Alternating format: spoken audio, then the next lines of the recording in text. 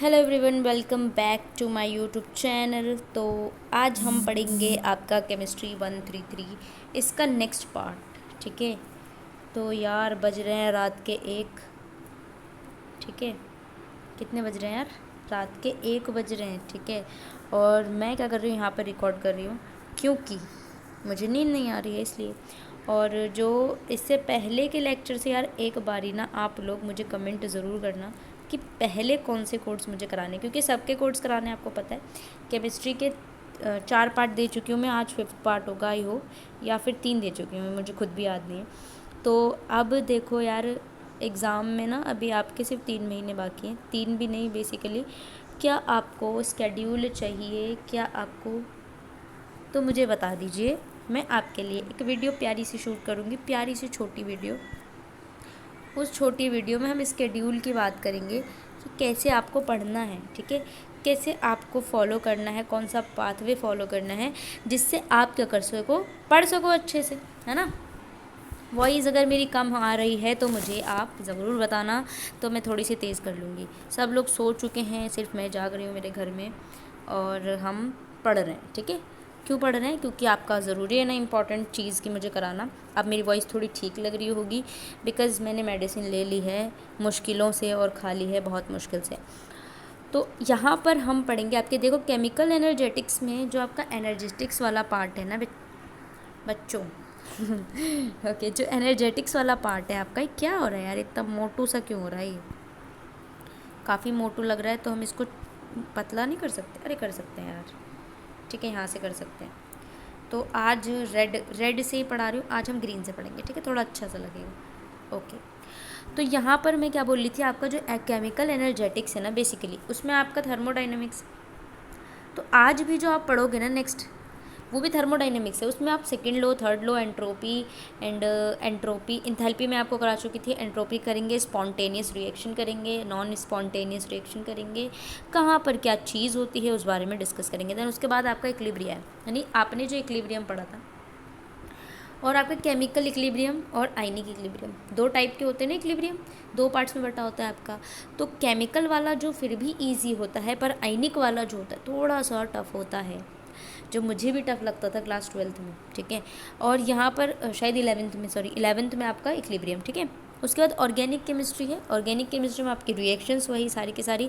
Name reaction is must. ठीक है, name reaction बहुत ही ज़्यादा इंपॉर्टेंट है, उसको स्किप करके मत जाना। ओके, तो जो मैं आपको बताने वाली हूँ उसके अकॉर्डिंग आपको कम्प्लीटली पढ़ लेना है। तो चलिए स्टार्ट कर लेते हैं हम ये वीडियो विदाउट एनी डिले। आ जाइए अपने नेक्स्ट यूनिट पे। सो बेसिकली यहाँ हम पढ़ने वाले यूनिट नंबर 4 आपका। देखो यार, ये जो चैप्टर आपका जो केमिस्ट्री 133 और 131 है यार, काफ़ी टफ चैप्टर्स उसके अंदर दिए गए हैं, तो इसमें पास होना बहुत ज़्यादा मुश्किल पड़ रहा है स्टूडेंट्स को। और एक और की मैं बात करूँ, वो आपका है केमिस्ट्री जो 141 है 3rd ईयर का, उसमें भी। तो जैसे कि मैं आपको बता देती हूँ, जो एनालिटिकल केमिस्ट्री है वो आपका जो होता है बहुत ज़्यादा फ्रेश पार्ट लगता है उसके अंदर। जैसे कि आप जो है सारी चीज़ें पेपर क्रोमेटोग्राफी के बारे में बहुत ही कम पढ़े हुए होते हैं। Paper chromatography, ion exchange, enol. ठीक है, ये सारी चीज़ें आपको बेसिकली बहुत ज़्यादा पढ़ना होता है। तो जो केमिस्ट्री 141 है ना यार, उसको भी मैं कंप्लीट कराऊंगी। उसका मैंने एक पार्ट दे दिया है आपको, और उसका नेक्स्ट पार्ट आ जाएगा। और फिज़िक्स वाले, ठीक है, फिज़िक्स का 143 का आज मैंने नेक्स्ट पार्ट डाला था, जिसने नहीं देखा है वो जा कर के देख ले।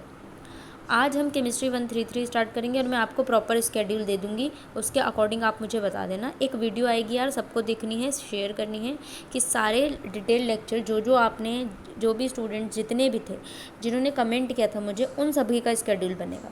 तो अगर आप भी चाहते हैं कि मैं आपके भी कोर्स कंप्लीट करूं, यानी स्टार्ट करूं, पहले तो स्टार्ट करूं, तो आप मुझे अपना भी स्केड्यूल कमेंट में बता सकते हैं। ठीक है, तो स्टार्ट कर लेते हैं हम ये। तो देखो, सबसे इम्पॉर्टेंट चीज़ क्या होती है कि कोई भी लॉ आता है, 0th लॉ, 1st लॉ, जो भी लॉ आता है, उसमें कुछ ना कुछ लिमिटेशंस बाकी होती है, तभी 2nd लॉ आता है यार। यानी कि आपके 1st लॉ में क्या लिमिटेशन थी सॉरी। तो क्या लिमिटेशन थी उसके बारे में हम डिस्कस करेंगे कि आखिर क्या ही लिमिटेशंस होंगी जिसके अकॉर्डिंग आपने सेकंड लॉ दे दिया। सेकंड लॉ में भी कुछ लिमिटेशन होगी तब थर्ड लॉ आया, यानी कि जब तक लिमिटेशन नहीं आ जाती जब तक नया लॉ नहीं क्रिएट किया जाता है। तो ऐसे तो हवा में नहीं क्रिएट कर देंगे, आपके कुछ लॉ में कमी होती है ना। देखो साइंटिस्ट भी बहुत तेज़ होते हैं, अगर आपके एक लॉ में कुछ ना कुछ कमी होगी उसको ही वो एक्सटेंड करेंगे, उसको ही एक्सटेंड करेंगे कि इसने ये नहीं बताया, इसने ये नहीं बताया, तो ये मैं बताऊँगा, ठीक है। बहुत तेज़ होते हैं। तो इसीलिए जो है लास्ट में जो आपका फर्स्ट लॉ था उसमें कुछ लिमिटेशंस की बात करेंगे जिसके अकॉर्डिंग आपका सेकंड लॉ आया। तो यहाँ पे आप पढ़ेंगे second and third law of thermodynamics. बहुत ज़्यादा इंपॉर्टेंट है यार, इसीलिए इसमें टाइम लग रहा है आपका, क्योंकि यहाँ पे समझाने का बहुत ज़्यादा पोर्शन है। केमिस्ट्री 149 था वो बहुत ज़्यादा थियोरटिकल पार्ट था आपका, उसके अंदर बॉटनी के कुछ कॉन्सेप्ट थे आपके, ठीक है, मॉल बायो के कॉन्सेप्ट थे, तो वो ज़्यादा ईजिली डन हो जा रहा था, उसका वन शॉट भी कराने में कोई दिक्कत नहीं होगी। बट यहाँ पर जो आपका केमिस्ट्री के बाकी कोर्स हैं यार, उसमें कुछ ना कुछ कॉन्सेप्ट ऐसे हैं जिसमें आपके क्वेश्चन आते ही आते हैं। जैसे कल जो शायद मैंने कल लिया था आपका लेक्चर, उस लेक्चर में मैंने आपको बॉन्ड इंथैल्पी ही समझाई थी, बॉन्ड इंथैल्पी और enthalpy of formation, standard enthalpy of formation समझाया था। उसके अकॉर्डिंगली देखो कितना टाइम लग गया था आपको, तो उसमें से क्वेश्चन आता ही आता है, सो दैट्स वाई मैं उसमें टाइम ले रही हूँ। तो टाइम अगर लग रहा है तो बेसिकली आपको क्या करना है, अच्छे से कम्प्लीटली पढ़ना है। अभी आपके पास टाइम है, उन बच्चों के लिए भी हेल्पफुल होंगी मेरे चैनल पर, तो आपको क्या करना है, सब्सक्राइब। तो उन बच्चों के लिए भी हेल्पफुल है जो बेचारे लेक्चर ही अटेंड ना कर पाए, कुछ ऐसे भी होंगे जॉब कर होंगे यार, नहीं टाइम मिल पाता यार, तो कैसे करेंगे, उनका लास्टली टाइम में अगर पासिंग मार्क्स चाहिए तो कैसे करेंगे, सारी चीज़ें आपको मेरे ही चैनल पर मिलेगी। तो please stay tune with this channel, like share and subscribe. तो यहाँ पे हम क्या पढ़ने वाले हैं, बेसिकली आपका सबसे पहले हम पढ़ेंगे इंट्रोडक्शन, ठीक है। इंट्रोडक्शन में आपको वही बेसिकली चीज़ें पढ़नी होती है जो फालतू की बकवास की जाती है। स्पॉन्टेनिटी में आप देखोगे स्पॉन्टेनियस क्या होती हैं रिएक्शंस, नॉन स्पॉन्टेनियस क्या होती है, इंथैल्पी देखोगे, एंट्रोपी देखोगे।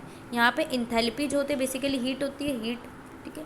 तो इंथैल्पी चेंज मैं पहले ही पढ़ा के आ चुकी हूँ, यानी कि enthalpy change of product minus enthalpy change of reactant, तो उससे क्या बनता है, enthalpy change of reaction, right, पहले पढ़ा के आई हूँ मैं। ओ सॉरी सॉरी सॉरी दोस्तों, सॉरी, पता नहीं क्या हो गया था। चलिए, तो यहाँ पे एंट्रोपी चेंज देखना है आपको, कुछ सिंपल प्रोसेस में कैसे एंट्रोपी चेंज हो रहा है, फिर एंट्रोपी देखेंगे एंड स्पॉन्टेनिटी। उसके बाद सेकेंड लॉ में आपको गिब्स एनर्जी आ रही है, गिब्स एनर्जी जो थी आपके सेकेंड लॉ में नहीं थी, सॉरी सेकेंड लॉ में आनी है। उसके बाद थर्ड लॉ में आप देखोगे एब्सोल्यूट एंट्रोपी क्या होता है, रेजिडुअल एंट्रोपी क्या होता है, देन उसके बाद आपका ये चैप्टर डन हो जाता है। अब देखो थर्मोडाइनमिक का मतलब मैं पहले ही बता के आई हुई थी आपको। थर्मो मतलब हीट, ठीक है, थर्मो मतलब क्या होता है, हीट, डायनेमिक मतलब कुछ मोशन होना। तो हीट का मोशन यानी हीट का ट्रांसफ़र, हीट का चेंज, हीट का आना जाना, दैट इज़ थर्मोडाइनमिक्स, ठीक है। हीट चेंज होना, दैट इज़ थर्मोडाइनमिक्स। तो यहाँ पे law of second law of thermodynamics में हम पढ़ेंगे सॉरी एक्चुअली मुझे कफ भी हो चुका है यार। यहाँ पे आप क्या पढ़ोगे, देखो यार, थर्मोकेमिस्ट्री, ठीक है। थर्मोकेमिस्ट्री में देखो हम पहले पढ़ चुके हैं, आपने फर्स्ट लॉ देखा कैसे हीट चेंज हो रहा है केमिकल रिएक्शन में, सारा चीज़ देख चुके हो आप। फिर सेकेंड थर्ड लॉ हम देखेंगे। फर्स्ट लॉ में क्या था, आपको कंजर्वेशन ऑफ एनर्जी के बारे में बताया गया था, ठीक है, छोटा सा रिकैप। कंजर्वेशन ऑफ एनर्जी के बारे में बताया गया था कि आपकी जो एनर्जी होती है वो कांस्टेंट होती है, नाइदर भी क्रिएटेड नॉर भी destroyed, only change one body to another. तो यानी कि चेंज होता है ओनली, ठीक है, एक सेकंड, ठीक है, तो चेंज होता है वो आपका। It does not say about the direction, ठीक है। अब देखो लिमिटेशंस, आ जाओ लिमिटेशन। तो फर्स्ट लॉ में आपका डायरेक्शन के बारे में सिर्फ और सिर्फ कंजर्वेशन ऑफ एनर्जी के बारे में बताया, but it does not say about direction in which thermodynamic process में प्रोसीड, डायरेक्शन नहीं बताया। चलो यार, एक कमी मिल गई, डायरेक्शन नहीं बताया। इसको देखते ही थर्मोडाइनमिक्स का डायरेक्शन को बताने के लिए matter of the second law यहाँ पे आ गया। तो डायरेक्शन बताने के लिए आपका सेकेंड लॉ आ चुका है। तो आप सेकेंड लॉ में क्या पढ़ेंगे, आप इनिशिएशन डिस्कशन करेंगे स्पॉन्टेनिटी। स्पॉन्टेनिटी आपका वो क्राइटेरिया है जिसमें आप देखोगे कोई भी रिएक्शन स्पॉन्टेनियस हो रही है, नॉन स्पॉन्टेनियस हो रही है। आपको इंटरनल एनर्जी एंथैल्पी को क्या करना होता है, चेक करना होता है। ये आपकी दो थर्मोडाइनमिक प्रॉपर्टीज़ होती है जो फर्स्ट लॉ से आपका स्पॉन्टेनिटी के बारे में जानेंगे, ठीक है। उसके बाद एंट्रोपी, एंट्रोपी आपका क्या होता है, एंट्रोपी भी आपका स्टेट फंक्शन है। जैसे इंथैल्पी आपकी क्या हो गई, स्टेट फंक्शन है। मैंने आपको पहले बताया था क्या है आपका स्टेट फंक्शन है। स्टेट फंक्शन जिसने पहले की वीडियो नहीं देखी उनके लिए मैं एक बार रिकैप बता देती हूँ। स्टेट फंक्शन होता है, दूसरा पाथ फंक्शन होता है। स्टेट फंक्शन आपके वो फंक्शन होते हैं जैसे कि आपको 2 पॉइंट है, आपको घर से स्कूल जाना है, ठीक है, ये आपका इनिशियल पॉइंट है या आपका फाइनल पॉइंट है। आप घर से स्कूल जा रहे हैं, टाइम पे पहुंच रहे हैं, आप चाहे सहेला सहेली को बुला कर जा रहे हैं, इस वे में जा रहे हो, इस वे में जा रहे हो, घूम घाम के जा रहे हो, बाइक को नागिन डांस करा रहे हो, कोई मतलब नहीं है। आपको सिर्फ इनिशियल टू फाइनल जाने तक की बात है, यानी सिर्फ और सिर्फ इनिशियल स्टेट और फाइनल स्टेट पे डिपेंड करेगा, that is state function. Path function का मतलब है आपकी नज़र रखेंगे, यानी कि भाई बहन होते हैं। इनिशियली आप घर से निकल गए, भाई अब नज़र रख रहा है कौन सी सहेला को ले रहा है, कौन सी सहेली को ले रहा है, ठीक है, कहाँ कहाँ से होता हुआ जा रहा है, चुगली करेगा, फिर आप स्कूल पहुँच रहे हो, दैट इज़ पाथ फंक्शन। तो उसमें क्या हो रहा है, सारे पाथ जहाँ जहाँ से आप जा रहे हो सारी चीज़ों का ध्यान रखा जा रहा है, ठीक है। सॉरी यार। तो इस तरीके से आपका क्या होता है, पाथ फंक्शन होता है। तो यहाँ पे हम डिफरेंट स्टेटमेंट लेंगे सेकंड लॉ ऑफ थर्मोडायनेमिक में। आपको ब्रीफली पढ़ना है अबाउट थर्मोडायनेमिक पैरामीटर्स, वो आपके गिव्स एनर्जी हैं और सिग्निफिकेंस और इसकी प्रॉपर्टीज़ देखेंगे। फिर आप थर्ड लॉ पे जाएंगे और वो लॉ आप एब्सोल्यूट एंट्रोपी से डिटरमाइन करेंगे सिस्टम, ठीक है। उसके बाद रेजिडुअल एंट्रोपी के बारे में आप पढ़ेंगे ना। अब यहाँ पे सबसे पहले आ जाते हैं स्पॉन्टेनिटी का मतलब। स्पॉन्टेनिटी मतलब हम समझते हैं यहाँ पर आखिर स्पॉन्टेनिटी का मतलब क्या होता है, कोई भी रिएक्शन कैसे स्पॉन्टेनियस काम कर रही है। तो one of the most significance practice chemist planning new chemical reaction is that where not the would the reaction occur, यानी कि जो भी कंडीशन दिया हुआ है, आपका कोई केमिकल रिएक्शन करा रहे हैं, कोई भी कंडीशन दिया, उस कंडीशन पे आपके कोई केमिकल रिएक्शन कर रहे हैं या नहीं कर रहे हैं, दैट इज़ द स्पॉन्टेनियस, ठीक है। सॉरी यार। स्पॉन्टेनिटी ऑफ अ रिएक्शन जो होता है वो सेकंड लॉ ऑफ थर्मोडायनेमिक्स में है। थर्मोडायनेमिक प्रॉपर्टी में आपका एंट्रोपी आता है, एंट्रोपी को एस से डिनोट करते हैं। यहाँ पे स्पॉन्टेनियस और नॉन स्पॉन्टेनियस रिएक्शन प्रोसेसेस के बारे में हम पढ़ेंगे। तो the water always flow down hill. अब देखो यहाँ पे क्या होता है, you have seen enjoy waterfall from hill, जैसे कि आपने देखा है कि वाटरफॉल हो रहा है, हील से लेके नीचे की तरफ गिर रहा है, हमेशा डाउन हिल ही होगा, रिवर्स नहीं होता है, ठीक है। It is an example of spontaneous reaction, यानी कि स्पॉन्टेनियस रिएक्शन ऐसी रिएक्शन होती है जिसमें जो अपने आप हो रही होती है, यानी पानी जो होता है हील से अपने आप गिर रहा है, क्या आपका कोई इन्वॉल्वमेंट है कि आप गिरा रहे हो, आपका कोई इन्वॉल्वमेंट नहीं है, यानी कि एक्सटर्नल एजेंसी का कोई ज़रूरत नहीं होती। तो ऐसी रिएक्शन में जो अपने आप हो रही हो और एक्सटर्नल एजेंसी की कोई भी ज़रूरत ना हो, दैट इज़ स्पॉन्टेनियस रिएक्शन। जैसे कि आपका वाटरफॉल जो है हील से नीचे की तरफ गिरता है, वो अपने आप ही होता है, उसको कोई भी एक्सटर्नल एजेंसी की ज़रूरत नहीं पड़ती है, ठीक है। तो under given set of condition with an any external agency, तो इनको जो है किसी भी एक्सटर्नल एनर्जी की ज़रूरत नहीं पड़ती। ये प्रोसेस आपकी नो एक्शन फ्रॉम आउटसाइड, यानी कि आउटसाइड से आपका कोई भी एक्शन देने की ज़रूरत नहीं पड़ती है। अब यहाँ पे स्पॉन्टेनियस रिएक्शन की कुछ एग्जांपल है, देखो। Hot water kept in a bucket cool down to the room temperature over a period of time. अब आपने एक बकेट में पानी रख दिया गरम गरम, वो अपने आप ठंडा हो जाएगा, क्या आपको फ्रिज में रखना पड़ेगा उसको? नहीं। तो अगर आपने कूल किया, एक बकेट में आपने पानी रख दिया, वो अपने आप ठंडा हो जाता है एक गिवन टाइम, ठीक है। कोई भी ये नहीं है कि इसको जल्दी से ठंडा होना है, स्पीड पे डिपेंड नहीं करता, ठीक है। वाटर को आपने रेफ्रिजरेटर में रख दिया, वो फ्रीज़ हो गया, अपने आप फ्रीज़ हो गया। आपने उसको फ्रीज़ करने के लिए नहीं डाला कि आपने बॉटल में क्या डाले, आइस डाल दिया फ्रीज़ करने के लिए, राइट। आइस मेल्ट हो जाती है रूम टेम्परेचर पर, ठीक है। आइस को आपने रख दिया रूम टेम्परेचर पर, अपने आप मेल्ट हो गया। अब ball bouncing on the floor gradually come to rest on the floor, आपने बॉल को छोड़ दिया बाउंस करने के लिए, उसके बाद एक टाइम पे वो अपने आप रुक जाएगी। Iron nail kept in open spot get rusted, अगर आयरन को आपने खुला छोड़ दिया तो रस्ट हो जाएगी, right. Cube sugar added to glass dissolve spontaneously, आपने क्यूब को ग्लास में डाला, जो आइस क्यूब्स हैं उसको ग्लास में डाला, वो अपने आप डिजोल्व हो जाएगी, ठीक है। ये are the some example of spontaneous reaction. अब हम नॉन स्पॉन्टेनियस रिएक्शन के बारे में डिस्कस करेंगे। तो नॉन स्पॉन्टेनियस रिएक्शन आपकी कैसी रिएक्शन होती है, we need to supply energy, आप एनर्जी लगा रहे हैं, ठीक है, आप एनर्जी लगा रहे हैं एक काम करने के लिए, किसी भी प्रोसेस को करने के लिए, तो that is non spontaneous reaction. जैसे कि आपने एक बुक को एज पे रख दिया टेबल के, वो स्पॉन्टेनियसली गिर जाएगी, लेकिन some would have to pick up and keep it back.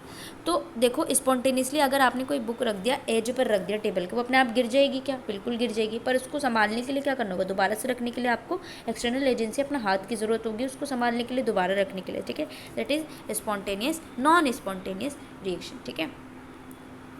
Physical and chemical change अगर आपका हो रहा है एक डायरेक्शन में, it is not spontaneous, in opposite direction में नहीं होगा, ठीक है।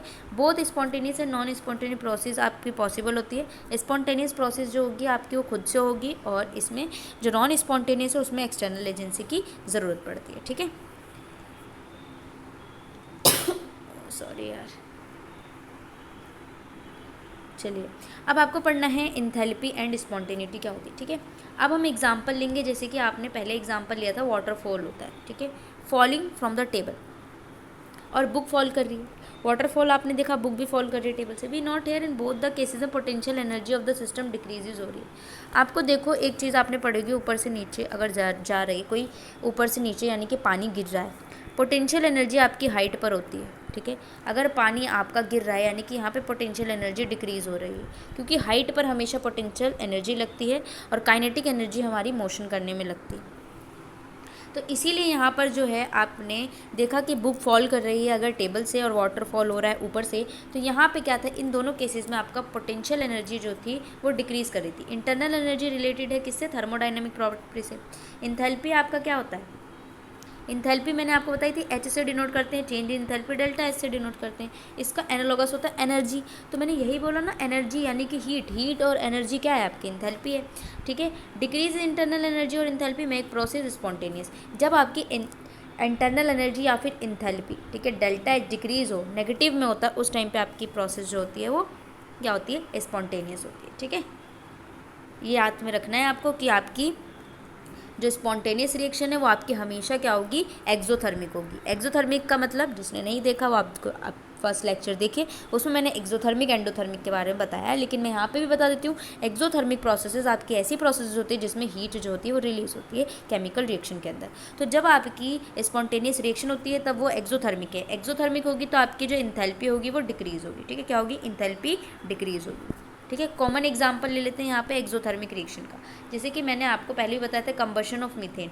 मीथेन का आप कंबशन करो, यहाँ से हीट रिलीज हो रही है, तो यहाँ पे नेगेटिव में आएगा इंथैल्पी।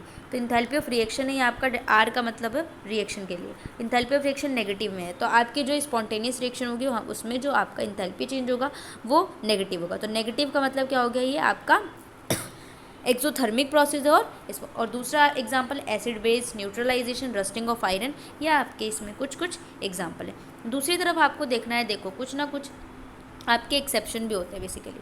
तो स्पॉन्टेनियस रिएक्शन में आपके कुछ प्रोसेसेस जो होंगे वो एंडोथर्मिक भी होंगे। एंडोथर्मिक में आपका क्या होगा, इंथैल्पी इंक्रीज होगा। तो एंडोथर्मिक में आपकी इंथैल्पी जो होगी वो क्या होगी, पॉजिटिव होगी, ठीक है, पॉजिटिव होगी। और क्या होगा, वहाँ पे आपकी इंथैल्पी भी इंक्रीज हो रही होगी। तो एंडोथर्मिक यहाँ पे स्पॉन्टेनियस रिएक्शन हमेशा आपकी क्या होती है, एक्सोथर्मिक होती है, बट कुछ रिएक्शंस में आपकी क्या होती है, एक्सेप्शन होती है, ठीक है। तो सबसे पहला जो रिएक्शन होता है उसका एग्जांपल, आप जब अमोनियम नाइट्राइड को क्या करते हैं, डिसोल्यूट कराते हैं। तो dissolution of ammonium nitride is the example of positive enthalpy यानी कि एंडोथर्मिक स्पॉन्टेनियस रिएक्शन।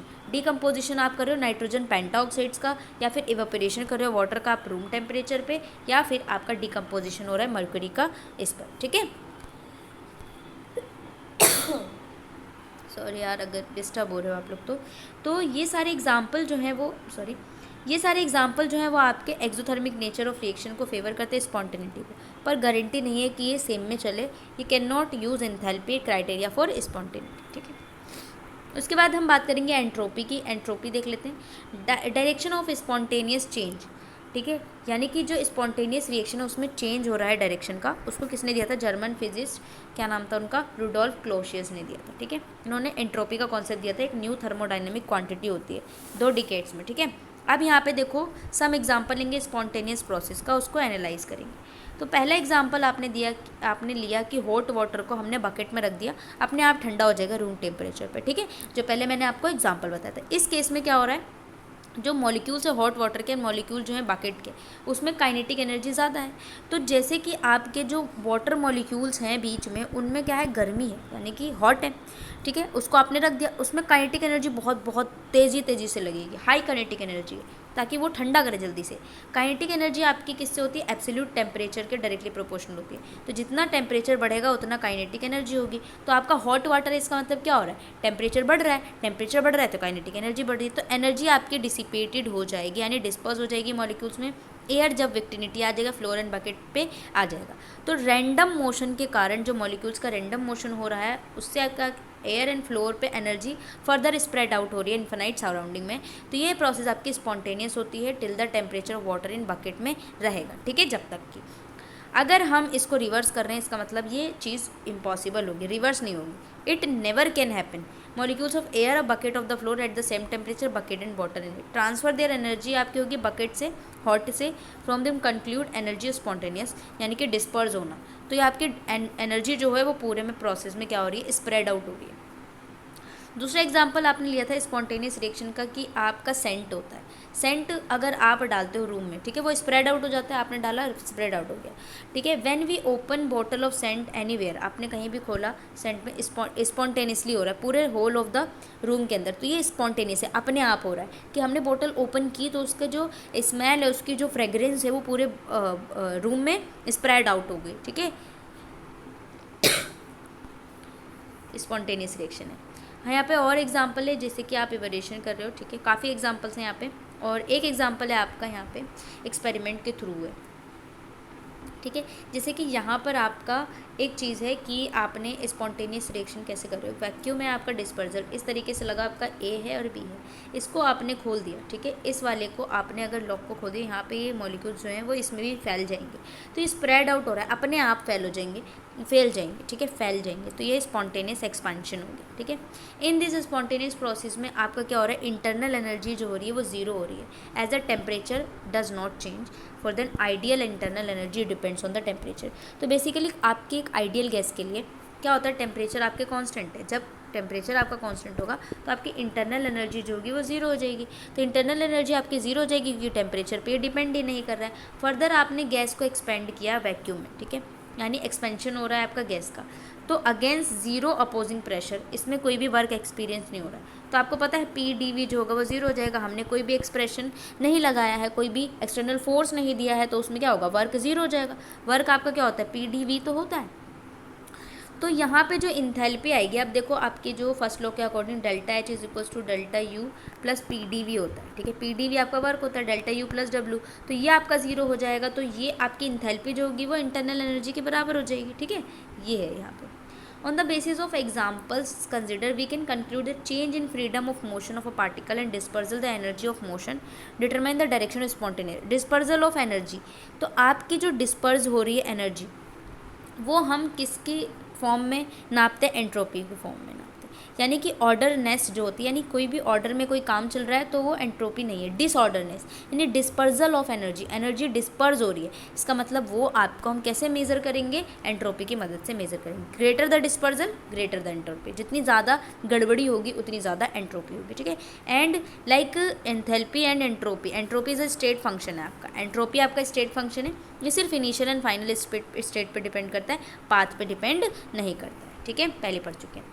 अब यहाँ पे थर्मोडाइनमिकली कैसे आप डिफाइन करोगे एंट्रोपी को, dispersal of energy in spontaneous reaction, ठीक है, उसको एंट्रोपी कहते हैं। एनर्जी का डिस्पर्जल होना एक स्पॉन्टेनियस रिएक्शन में वो अपने आप होती है, दैट इज एंट्रोपी। तो इसको कैसे लिखेंगे, ऐसे से। तो डी एस मतलब small change is equals to D Q, D Q क्या है, हीट आपका upon T, Q reversible reaction के लिए। रिवर्सिबल रिएक्शन आपकी ऐसी रिएक्शन होती है जो दोबारा से नहीं की जाती है, यानी कि अगर एक फेज से दूसरे फेज में चेंज हो गया वो दोबारा से चेंज नहीं हो पाएगा, तो ये आपकी क्या होती है, रिवर्सिबल रिएक्शन। तो डी क्यू जो है वो आपका स्मॉल चेंज इन हीट है अपॉन टेम्परेचर, ये आपका एंट्रोपी का फॉर्मूला होता है बेसिकली, ठीक है।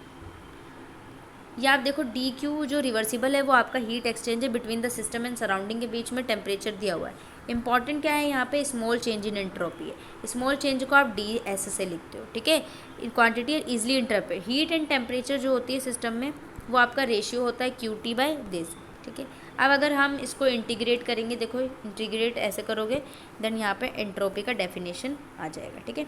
अब यहाँ पे स्टैटिस्टिकली आप कैसे डिफाइन करोगे, यहाँ पे आपने लुइडिक बोल्ट्जमैन ने यहाँ पे इसको डिफाइन किया था, कैसे डिफाइन किया था ये, the number of ways in molecule system arrange while keeping total energy of the system constant होता है तो वो एंट्रोपी होती है। यहाँ पे आपका S इज इक्वल्स टू के नेचुरल लॉग W से आया है, क्योंकि यहाँ पे बोल्ट्जमैन कांस्टेंट भी लग रहा है, के आपका बोल्ट्जमैन कांस्टेंट है, ठीक है। एंट्रोपी चेंज है किसी भी प्रोसेस में goes from initial to final, क्योंकि ये क्या है, स्टेट फंक्शन है। तो इस तरीके से आपका चेंज इन एंट्रोपी इस तरीके से आ जाएगा। ठीक है, जो आपका इंपॉर्टेंट है वो पहला वाला बताया था ना मैंने, चेंज इन एंट्रोपी जो हीट चेंज हो रहा है डिवाइडेड बाय टेम्परेचर, वो आपका होता है। वर्क फाइनल और इनिशियल हो जाता है। ये आपके बस थोड़े से एग्जाम्पल दिए हुए। ठीक है, डन है। एंट्रोपी चेंज देखेंगे कुछ सिंपल प्रोसेस में कि आपके कौन कौन से प्रोसेस में, ठीक है, कुछ कुछ ऐसे प्रोसेस होंगे जहाँ पे आप एंट्रोपी का चेंज देखेंगे। ठीक है, एंट्रोपी चेंज कहाँ कहाँ होती है, कैसे कैसे होती है। सबसे पहला जो आप देखोगे रिवर्सिबल आइसोथर्मल एक्सपेंशन। तो आपको पता है आइसोथर्मल का मतलब क्या होता है, जहाँ पे टेम्परेचर जो है वो कांस्टेंट हो, यानी टेम्परेचर चेंज नहीं हो रहा, बिल्कुल कांस्टेंट है, बैठा हुआ है। तो जैसे कि आपको क्या करना है, आपने 1 मोल ऑफ आइडियल गैस लिया जिसकी वॉल्यूम V1 है, प्रेशर P1 है और वॉल्यूम V2, यानी इनिशियली जो है वो V1 है और P1 प्रेशर है, एक्सपैंड हो रही है, और वॉल्यूम V2 और आइसोथर्मल कंडीशन। आइसोथर्मल कंडीशन का मतलब T जो है वो कांस्टेंट है। ठीक है, यानी T1 T2 नहीं होगा। तो यहाँ पे देखो क्या बनेगा, delta S is equals to Q reversible upon T होता है। तो यहाँ पे चेंज हो रहा है, चेंज होगा इनिशियल से फाइनल से इंटीग्रेशन कर देंगे। तो आपको पता है कि टेम्परेचर जब कांस्टेंट होता है तो आपका डेल्टा यू जो होगा वो डेल्टा एच के बराबर हो जाएगा, यानी इंथैल्पी जो होगी वो इंटरनल एनर्जी के बराबर होगी। तो फर्स्ट लॉ आपका ये होता है, तो क्यू रिवर्सिबल आ जाएगा, डब्ल्यू भी रिवर्सिबल आ जाएगा। अब आपने डेल्टा यू जो लिया है सिस्टम में वो क्यों, तो आपका जीरो हो जाएगा। क्यों जीरो हो जाएगा, क्योंकि यहाँ पे टेम्परेचर कांस्टेंट है। Q reversible plus W reversible, यहाँ से अगर मैं क्यू रिवर्सिबल निकाल लूँ तो नेगेटिव में रिवर्सिबल आ जाएगा। ठीक है, जैसे कि आपने पढ़ा था। अब रिवर्सिबल प्रोसेस के लिए जो आपका वर्क डन होता है उसका आपका एक्सप्रेशन ये होता है, रिवर्सिबल प्रोसेस के लिए आपका वर्क डन, ठीक है, ये होता है -2.303 nRT log V2 upon V1। ठीक है, फॉर आइसोथर्मल। आइसोथर्मल में क्या हो रहा है, आपका टेम्परेचर कांस्टेंट, तो यहाँ पर टेम्परेचर का टर्म नहीं आ रहा। ठीक है, सब्स्टिट्यूट किया आपने सारी इक्वेशन को, तो आपका जो लास्टली बचता है वो ये बचता है, समेशन कर करके आपका एक प्रेशर के टर्म में और एक वॉल्यूम के टर्म में नेचुरल लॉग लग जाता है। मोल जो है वो आपका हमेशा 1 मोल होगा। तो जैसे कि यहाँ पे इसका एग्जांपल दिया, एग्जांपल के थ्रू और अच्छे से समझेंगे। तो देखो 1 मोल आपका नियॉन गैस है, आइडियली बिहेव कर रहा है। ठीक है, और फ्रिक्शन से पिस्टन से लगा हुआ, यानी एक्सपेंड कर रही है। वॉल्यूम आपको दिया हुआ इतना। गैस रिवर्सिबल आपके जो है ना expanded to double its volume, यानी कि अगर V1 आपका 10 है तो V2 आपका कितना हो जाएगा, B हो जाएगा, क्योंकि आपका जो है वॉल्यूम डबल कर रहा है। एंट्रोपी चेंज निकालना है। तो देखो एक ही आपको मैंने फॉर्मूला बताया था, ये फॉर्मूला 2.303 nR log V2 अपन V1। तो देखो n जो है वो 1 मोल है, V1 आपका 10 दिया हुआ है, तो V2 क्या है उसका डबल है, यानी V2 हो गया। R जो होता है उसकी वैल्यू आपको पता ही है कि 8.314 होती है। देन उसके बाद यहाँ पे आप कैलकुलेट करेंगे, कैलकुलेट करने के बाद आप लॉग की वैल्यू एक बार याद कर लेना, 1 2 3 4 5 10 तक याद होना चाहिए। ठीक है, 10 तक याद कर लेना एक बारी, वरना तो लॉग की वैल्यू दे भी देते हैं कभी कभी। उसके बाद एडियाबेटिक एक्सपेंशन में देखो, एडियाबेटिक प्रोसेस में क्या होता है, कोई भी हीट चेंज नहीं हो रही, तो यानी कि हीट चेंज जो होगा वो आपका जीरो हो जाएगा। तो एंट्रोपी चेंज क्या हो गया आपकी, delta S is equals to Q reversible upon T होता है, तो यही जीरो हो गया भाई, तो ये भी तो जीरो हो जाएगा। तो इसीलिए आपका जो एंट्रोपी है वो जीरो होता है for the adiabatic. Isothermal mixing of the ideal gas, यानी कि आपने 2 गैस ले ली आइसोथर्मली, यानी टेम्परेचर क्या कर रहे हो, कांस्टेंट कर रहे हो। ठीक है, टेम्परेचर क्या कर रहे हो, कांस्टेंट कर रहे हो। इस वाले बेस में क्या करना है आपको, मिक्सिंग करनी है आइडियल गैसेस की, यानी 2 गैस लोगे उसको मिक्स करोगे। तो कैसे करेंगे, तो Na आपके मोल्स ऑफ आइडियल गैस, तो 2 आपने ले लिया, एक का नाम A है दूसरे का नाम B है, इसके मोल हो गए Na, इसके मोल हो गए Nb। ठीक है, A एंड B आपने ले लिया। वॉल्यूम इनका हो गया, एक का V है दूसरे का Vb हो गया, और आपने स्टॉप कॉक से कनेक्ट कर दिया, या आपका स्टॉप कॉक से कनेक्ट कर दिया। ठीक है, टेम्परेचर आपका कांस्टेंट है, क्यों, क्योंकि आइसोथर्मल है। जब आपने स्टेप कॉक को दोनों गैस के बीच से हटा दिया तो मिक्स हो गई आपकी दोनों स्पॉन्टेन, इसलिए कैसे स्पॉन्टेनियसली मतलब अपने आप, क्योंकि आपने क्या किया, सिर्फ और सिर्फ ए और बी को मिला के मिक्सचर बनाया है, ए गैस बी गैस। यहाँ से आपने स्टेप को हटाया और यहाँ पे मिक्सिंग हो गई। तो मिक्सिंग ऑफ द गैस जो हुई वहाँ पे बेसिकली मिक्सिंग होने के बाद आपके expansion of gas A gas में देखो क्या बना, 2.303 Na क्या होगा, मोल होगा, और Va plus V B upon V A. ठीक है, Va plus V B upon V B, ये बेस किसके लिए, गैस बी के लिए। ठीक है, इस तरीके से आपका बन जाएगा। मिक्सिंग होने के बाद इन दोनों को प्लस कर दोगे आप, जब आपने मिक्स किया तो ये दोनों प्लस में आ गए, ठीक है। कैसे प्लस किया आपने, दोनों को प्लस किया। तब यहाँ पे देख सकते हो आपकी 2.303 आर जो है दोनों में सेम है, हमने बाहर ले लिया। Na log ये ले लिया और फिर उसके बाद ये ले लिया, तो total mixing of the gas के लिए आपका ये होता है। तो अगर आप मिक्सचर ऑफ द ये मोल फ्रैक्शन लिख दो। मोल फ्रैक्शन क्या होता है, कोई भी अगर आपको दिया हुआ है मोल, उसका मोल अपॉन टोटल मोल, ठीक है, NT टोटल मोल होता है। तो यहाँ पे वॉल्यूम के टर्म्स में आपने लिखा है XA, तो आपका VA गैस है, उसका प्लस में टोटल वॉल्यूम, B के लिए आपका VB है प्लस में टोटल वॉल्यूम, ठीक है। फिर इन दोनों को आप क्या करोगे, मिक्सिंग करने के बाद दोनों को क्या कर दिया, आपने जोड़ दिया। 1/XA क्यों है, क्योंकि हमने क्या किया, इसको रिवर्स कर दिया। जब इसको हम रिवर्स करेंगे तो 1/XA आ जाएगा। तो इस तरीके से जो आपका VB प्लस VA ऊपर आ जाएगा और VB नीचे आ जाएगा। कैलकुलेट करने के बाद आपका जो मिक्सिंग ऑफ द गैस मिलता है वो आपको ये मिलता है, ठीक है। उसके बाद हम देखेंगे heating of an ideal gas. अगर आप किसी भी आइडल गैस को हीट कर रहे हो तो आपका कैसे होगा, ठीक है, एंट्रोपी। तो इस केस में आपने क्या किया, सिस्टम लिया, ओनली वन पैरामीटर है वॉल्यूम। वॉल्यूम को अलाउ कर रहे हो प्रोसेस के अंदर कि वो चेंज हो जाए, ठीक है, अलाउ करें प्रोसेस के अंदर। वी में हैव थर्मोडाइनमिक प्रोसेस है, more than one of thermodynamic parameters जो होंगे वो चेंज हो जाएंगे, जिसे कंपोजिट प्रोसेस कहते हैं। यहाँ पे प्रोसेस देखो गैसेस सिस्टम में इनिशियल स्टेट आपका V1 T1, फाइनल स्टेट है V2 T2। दोनों में वॉल्यूम एंड टेम्परेचर जो है वो डिफरेंट है, ठीक है, इनिशियली एंड फाइनली। अब यहाँ पे आप क्या करोगे, एंट्रोपी चेंज निकालोगे। तो एंट्रोपी आपका स्टेट फंक्शन है, तो सिंस स्टेट फंक्शन है इसका मतलब इस पे पाथ पे कोई भी फर्क नहीं पड़ता है। तो आप थर्मोडाइनमिक पैरामीटर सिस्टम में लेंगे पहले, उसके बाद गैस को V1 से V2 टेम्परेचर को T1 से रिवर्सिबल हीट करेंगे, वॉल्यूम V2 में T2 तक। टोटल चेंज जो आएगा आपके वो दो कंडीशंस के बीच में आएगा, आपका V1 T1 V2 T1 V2 T2, ठीक है। यहाँ पे स्टेप 1 में जो एंट्रोपी चेंज आएगा वो आपका ही आएगा 2.303 V2/V1, ठीक है। उसके बाद आपके सेकंड प्रोसेस में क्या हो रहा है, रिवर्सिबल हीटिंग हो रही है, तो कांस्टेंट वॉल्यूम पे हीट हो रही है, तो यहाँ पे वॉल्यूम 0 हो जाएगा तो आपका W भी 0 हो जाएगा। इस केस में आपका डेल्टा U जो होगा वो Q रिवर्सिबल के बराबर हो जाएगा। तो इंटरनल एनर्जी आप पहले पढ़ के आए कि CVDT होता है, ठीक है। तो डेल्टा S जो होगा वो आपका क्या होगा, डेल्टा U की जगह CVDT लग जाएगा, यहाँ पे CVDT/T। तो डेल्टा U जो होगा वो आपका Q की ही जगह होती है, यानी कि हीट ही होती है आपकी। इंटरनल एनर्जी आपकी बेसिकली हीट है, तो इसीलिए यहाँ पे CVDT/T आएगा। यहाँ पे इसको क्या करेंगे, सिंप्लीफाई करेंगे। सिंप्लीफाई करने के बाद आपका जो टोटल आएगा वो इन दोनों को प्लस करके आएगा, ठीक है। उसके बेसिस पे आपका ये क्वेश्चन बनता है। तो क्वेश्चन आप एक बारी ज़रूर इसकी प्रैक्टिस कर लेना, ठीक है। अब एंट्रोपी एंड स्पॉन्टेनिटी देखेंगे। अब देखो आपका इंटरनल एनर्जी एंड एंट्रोपी जो होते हैं वो भी आपकी स्पॉन्टेनिटी क्राइटेरिया को क्या डिटरमाइन नहीं कर पा रहे। तो having learn about new state function की ज़रूरत पड़ेगी। एंट्रोपी को अब हम देखेंगे स्पॉन्टेनिटी। एंट्रोपी चेंज आपका आइसोलेशन करना होगा। सबसे पहले जो होगा वो आपका ये है cyclic isothermal reversible expansion and isothermal reversible compression, ठीक है। एक्सपांशन एंड कंप्रेशन दोनों हो रहा है, तो एक सिस्टम में आपका जो चेंज होगा वो आपका सेम होगा Q रिवर्सिबल/T, ठीक है। अब देखो कंप्रेशन है सिस्टम एंड सराउंडिंग। कंप्रेशन करो तो सिस्टम एंड सराउंडिंग, तो दोनों यहाँ पे आ जाएगा, सिस्टम के लिए भी सराउंडिंग के लिए। अब किसी साइक्लिक प्रोसेस में आपका क्या हो रहा है, आइसोथर्मल एक्सपेंशन और आइसोथर्मल कंप्रेशन दोनों होकर के आपका 0 हो जाएगा, क्योंकि साइक्लिक प्रोसेस में आपका एक साइकिल से चल के दूसरे पे आ रहा है तो 0 हो जाएगा, ठीक है। आप साइक्लिक आइसोथर्मल इरिवर्सिबल एक्सपेंशन और आइसोथर्मल रिवर्सिबल कंप्रेशन करना है, तो यहाँ पे बेसिकली वही होगा सेम। और यहाँ पे जो आपका आएगा इरिवर्सिबल के लिए, इरिवर्सिबल के लिए भी आपका ये हो जाएगा लेस देन 0, ठीक है, ग्रेटर देन 0। अब आपका जो पढ़ना है वो पढ़ना है second law of thermodynamics. Second law of thermodynamics जो है वो क्या करना है, कुछ इसमें भी कमी आई होगी, उसके बाद आपका सेकेंड लॉ ऑफ थर्मोडाइनमिक है।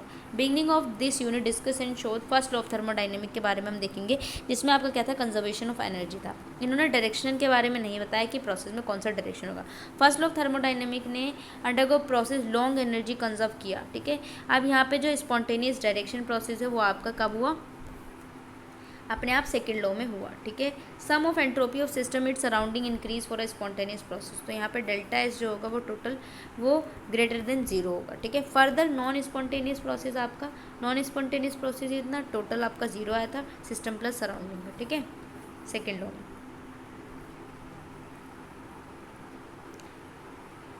और अब यहाँ पे आपका second law of no limitation, second law की कोई भी लिमिटेशन नहीं है।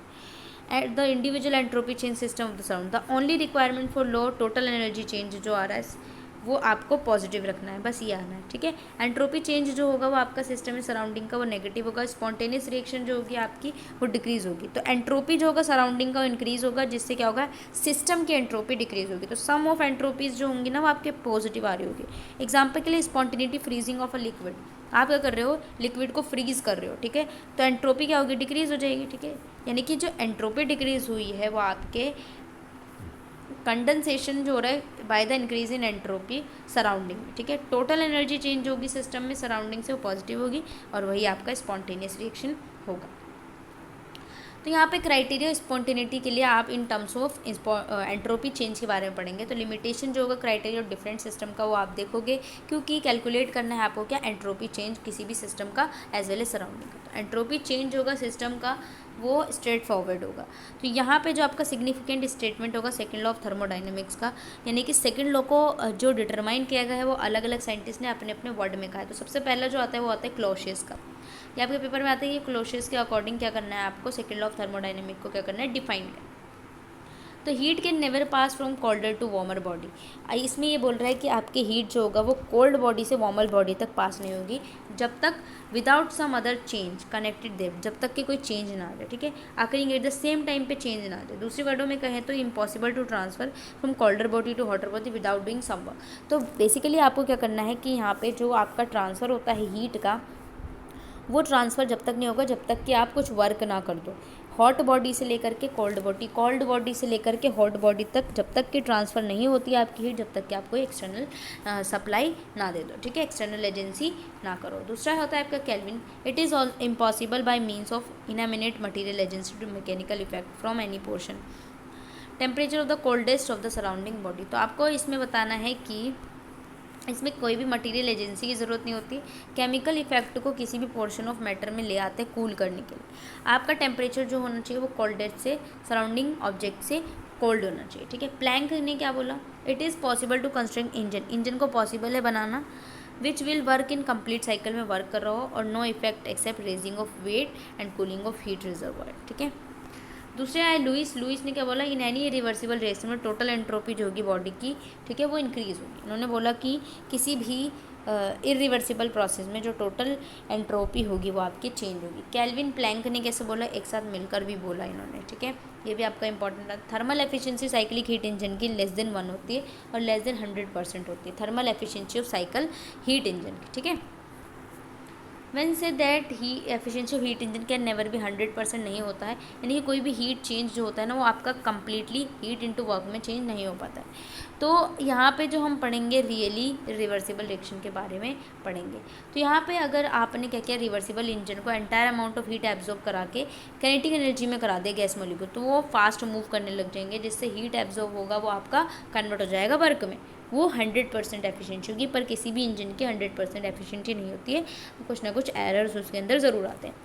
All molecule gas move in the same direction, ठीक है। Spontaneity of heat, engine perpendicular है, अब यहाँ पे कैसे करना है 100% एफिशिएंसी पाने के लिए। अब आपके जो आते हैं 100% एफिशिएंसी जो आ चुकी गिब्स एनर्जी, उसके बाद आप पढ़ोगे गिब्स एनर्जी, ठीक है, गिब्स एनर्जी। यहाँ पे देखो आप क्राइटेरिया देखोगे स्पॉन्टेनिटी का, जो डिपेंड करता है property of system only pay, यानी कि जो आपकी क्राइटेरिया होगी वो सिर्फ और सिर्फ सिस्टम पे होगी, ठीक है। इस क्राइटेरिया को हम बोलते हैं गिब्स एनर्जी, और गिब्स एनर्जी और इसकी सिग्निफिकेंस आप पढ़ोगे। तो किसी भी स्पॉन्टेनियस रिएक्शन में अगर आपने एंट्रोपी टोटल निकाला तो सिस्टम प्लस सराउंडिंग का क्या था, ग्रेटर देन 0 था। अब यहाँ पे कांस्टेंट प्रेशर की अगर हम बात करें तो यहाँ पे यही होता है सेम, यहाँ पे ये होता है delta H by system upon T. तो डेल्टा एच बाई सिस्टम, ये तीनों नेगेटिव होगा, ठीक है। तो यहाँ पे स्पॉन्टेनिटी होगा वो आपका इस तरीके से होगा, और फिर आप इसे लिख लेंगे, देन ख़त्म, टाटा बाय हो जाएगा। थर्मोडायनेमिक प्रोसेस में जो कांस्टेंट प्रेशर एंड टेम्परेचर पे था, तो यहाँ पे इंथैल्पी चेंज जो हुई एंट्रोपी सिस्टम में वो आपकी ये आई थी। और यहाँ पे एक प्रॉपर्टी आ जाती है जिसे गिब्स एनर्जी कहते हैं। गिब्स जो होता है वो हो जाता है H माइनस TS, यानी कि इंथैल्पी और आपकी एंट्रोपी और टेम्परेचर, ठीक है। सिग्निफिकेंस देखो, आपकी सिग्निफिकेंस को कैसे डिफाइन करें, गिब्स को, गिब्स एनर्जी को आपका H माइनस TS होता है। तो अगर हमें पता है कि H is equals to U plus PV होता है, तो U प्लस PV PV कहाँ आ जाएगा, टेम्परेचर माइनस TS आ जाएगा। अब इस तरीके से आपका फर्स्ट लॉ के अकॉर्डिंग ये इक्वेशन बढ़ी, फिर DQ प्लस DV होता है तो आपका DQ रिवर्सिबल TDS हुआ। इस तरीके से यहाँ पहुँच गए, ठीक है। और बेसिकली लास्ट होपली जो आपका आता है वो ये आता है कि जो आपका डिप्लोमा इन जी था वो इस तरीके से आप लिखोगे, ठीक है। उसके बाद प्रॉपर्टीज़ पे आ जाते हैं वंस अगेन। प्रॉपर्टीज़ पे आपका जैसे कि ये था, उसके बाद क्लोज सिस्टम एक्सपेंशन किया, सेम ये, उसके बाद सिमिलरली हो गया, ठीक है। The term in brackets on right hand side, ठीक है, जो आपका टर्म है राइट हैंड साइड का। अब यहाँ पर टोटल डिफरेंसेस लिखना है आपको। टोटल डिफरेंसेस ये आपका होता है, ठीक है। इसके बाद क्या है आपका थर्ड लॉ ऑफ थर्मोडाइनमिक्स में क्या होता है, यहाँ पे आप देखोगे 4 स्टेट फंक्शन है, internal energy, enthalpy energy and entropy and Gibbs energy. तो आपको करना है स्टेट फंक्शन के पास जाओगे, depend on the state and are independent of the path, ठीक है। ये आपके स्टेट पर होता है और पाथ से इंडिपेंडेंट होता है, जैसे कि आपका बाकी था। तो एंट्रोपी जो होता है ना आपका, वो प्योर परफेक्ट क्रिस्टलाइन सॉलिड पे 0 केल्विन पर 0 होता है, ठीक है। अब यहाँ पे देखो एंट्रोपी चेंज का फॉर्मूला आ रहा है कि DS is equal to Q reversible होता है। तो हम कैसे लिख सकते हैं, DQP CP dt क्यों लिख रहे हैं, क्योंकि आपका कांस्टेंट प्रेशर की बात कर रहे हैं। तो DS जो होगा वो आपका CP dt हो जाएगा। और यहाँ पे आपने इसको क्या किया, इंटीग्रेट कर दिया। इंटीग्रेट करने के बाद आपका लास्टली जो आता है वो यही आता है, ये क्वेश्चन, ठीक है। थर्ड लॉ ऑफ एंट्रोपीज देखते हैं। रेजिडुअल एंट्रोपी आपका जो होता है, एंट्रोपी जो होते हैं कुछ प्योर परफेक्टली क्रिस्टलाइन सॉलिड में जो होते हैं वो नॉन जीरो होते हैं। जब आपका 0 केल्विन टेम्परेचर होता है उसको रेजिडुअल आपका ये बोलते हैं, ठीक है। रेजिडुअल एंट्रोपी आपके सारे सब्सटेंस में है, नॉन पोलर में और सिमिलर डाइपोल मूवमेंट में भी है। तो जो रेजिडुअल एंट्रोपी है वो आपका इतना होता है फॉर 0 केल्विन डायटोमिक कार्बन के लिए, ठीक है। और यहाँ पर आप देखो कि एंट्रोपी रेजिडुअल एंट्रोपी होती है आपकी। रेजिडुअल एंट्रोपी इस तरीके से डायटोमिक कार्बन की दिया है। क्रिस्टलाइन कार्बन मोनोऑक्साइड के परफेक्ट अरेंजमेंट नहीं होता है, इस तरीके से होता है। तो एनर्जी जो होगी वो 0 नहीं होगी entropy. Having learn about third law dynamic, it is significant determine the absolute entropy following simple question. और ये आपका आंसर, ठीक है। ये चैप्टर आपका डन हो गया और मुझे आ रही है अब नींद, तो अब मैं सोने जा रही हूँ। नेक्स्ट चैप्टर आपका हम नेक्स्ट लेक्चर में करेंगे। ये आपका यूनिट 4 आपका डन हो चुका है, ठीक है। नेक्स्ट में आपको पढ़ना है केमिकल आयनिक इक्विलिब्रियम। इसको पढ़ने के लिए मुझे थोड़ा सा और टाइम चाहिए, ठीक है। यानी मैं आपका नेक्स्ट लेक्चर जल्दी लाऊंगी, कल नहीं तो परसों ज़रूर लेकर आऊँगी, क्योंकि आपका पहले केमिकल इक्विलिब्रियम पढ़ेंगे, उसके बाद हम आयनिक इक्विलिब्रियम करेंगे, ठीक है। तो चलिए इसको आप कम्प्लीटली देख लेना, क्योंकि मैं सोने जा रही हूँ। अब रात के 2 बज चुके हैं एंड इसको अपलोड कर देती हूँ मैं जल्दी से। और अपलोड करने के बाद आप इसे देख लेना, ठीक है। बैटरी भी नहीं है और मेरी भी बैटरी नहीं है, तो अब मैं सोने जा रही हूँ। बाकी मिलते हैं नेक्स्ट में, जब तक के लिए bye bye and take care, bye, good night.